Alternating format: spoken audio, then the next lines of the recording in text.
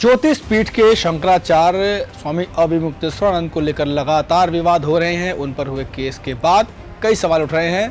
प्रयागराज की विशेष पॉक्सो अदालत द्वारा उनके खिलाफ यौन शोषण के आरोपों में एफआईआर दर्ज करने के बाद यूपी की सियासत गर्मा गई है। प्रयागराज पुलिस के वाराणसी पहुंचने और स्वामी अभिमुक्तेश्वरानंद से पूछताछ की सूचना पर समाजवादी पार्टी और कांग्रेस के सदस्य मठ पहुंचे हैं। इससे पहले मीडिया से बातचीत में स्वामी अभिमुक्तेश्वरानंद ने कहा कि वे जांच के लिए पूरी तरह से तैयार हैं और सच्चाई सामने आएगी। वाराणसी में मीडिया से बातचीत के दौरान उन्होंने कहा, आने दीजिए पुलिस को, मैं सामना करने के लिए तैयार हूं। सच्चाई सामने आएगी और छद्म भेदधारियों की भी सच्चाई उजागर हो जाएगी। गिरफ्तारी हो तो उसके लिए भी तैयार रहूंगा। मैं पुलिस का पूरा सहयोग करूंगा। उधर पुलिस की एक टीम यौन शोषण के शिकार बच्चों का बयान दर्ज करने के लिए रवाना हो गई है। इसी बीच प्रयागराज पुलिस के मठ पहुंचने की सूचना पर आधा दर्जन वकीलों का पैनल भी पहुंचा। वकीलों का कहना है कि अगर गिरफ्तारी होती है तो वे स्वामी अभिमुक्तेश्वरानंद के साथ प्रयागराज जाएंगे। वहीं शंकराचार्य स्वामी अभिमुक्तेश्वरानंद ने मीडिया से बातचीत में कहा कि मैं कहीं भागा नहीं जा रहा, तो फिर गिरफ्तारी क्यों? फिर भी अगर पुलिस गिरफ्तार करती है तो मैं तैयार हूं।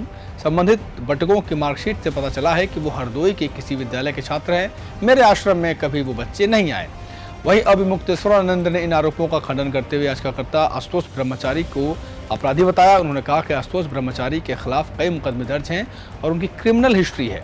वहीं आशुतोष ब्रह्मचारी ने पलटवार करते हुए कहा कि अभिमुक्तेश्वरानंद किसी थाने से, किसी कोर्ट से ऐसा एविडेंस सार्वजनिक करें जिससे संबंधित हो रहा हो कि मैं अपराधी हूँ।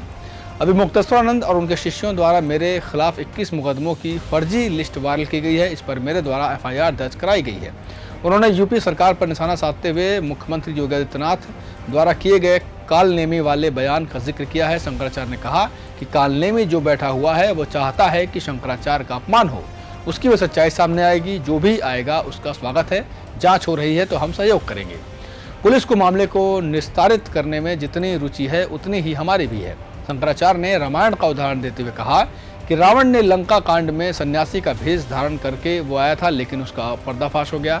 इसी तरह कालनेमी और राहु का भी पर्दाफाश हुआ था। जो छद्म भेषधारी होगा उसके ढोंग और पाखंड का अंत होगा। उन्होंने पुलिस जांच पर भरोसे की बात करते हुए कहा कि जनता उत्तर प्रदेश पुलिस पर भरोसा नहीं कर रही है, इसलिए दूसरे प्रदेश की पुलिस जांच करे। आपको बता दें कि स्वामी अभिमुक्तेश्वरानंद सरस्वती के खिलाफ दर्ज यौन उत्पीड़न के मामले में पुलिस की एक टीम पीड़ित नाबालिग बच्चों का बयान दर्ज करने के लिए रवाना हुई थी। 2 सब इंस्पेक्टर और एक कांस्टेबल की टीम रवाना हो गई है। यौन शोषण का आरोप लगाने वाले नाबालिगों का कलमबंद बयान दर्ज पुलिस करेगी। आरोप लगाने वाले नाबालिग बच्चों का पुलिस मेडिकल भी कराया जाएगा।